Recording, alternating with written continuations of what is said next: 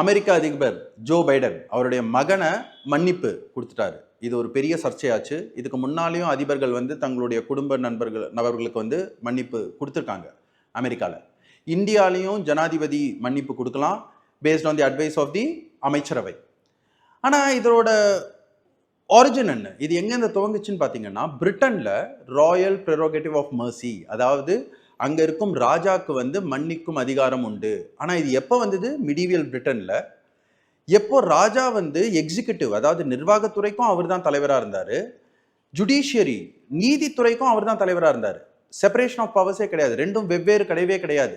அந்த மாதிரி நேரத்தில் தூக்கு தண்டனையிலிருந்து கைதிகளை விடுவிக்கிறதுக்காக சரி நீங்க அமெரிக்காவுக்கு போங்க, இல்லைன்னா ஆஸ்திரேலியாவுக்கு நாடு கடத்தலாம், இந்த மாதிரி தீர்ப்பெல்லாம் அப்ப கொடுத்துட்டு இருந்தாங்க. ஆனா இப்போ ஒரு ஜனநாயகத்துல எப்போ நிர்வாகத்துறை தனியா இருக்கு, நீதித்துறை தனியா இருக்கோ, இந்த மன்னிப்பு கொடுக்கும் அதிகாரம் தேவையற்றது அப்படின்ட்டு நான் கருதுறேன். அது சப்போஸ் இருக்கிற வரைக்கும் நியாயமா கொடுக்கணும். பட் இப்போ நீதித்துறை தனியா இருக்கு.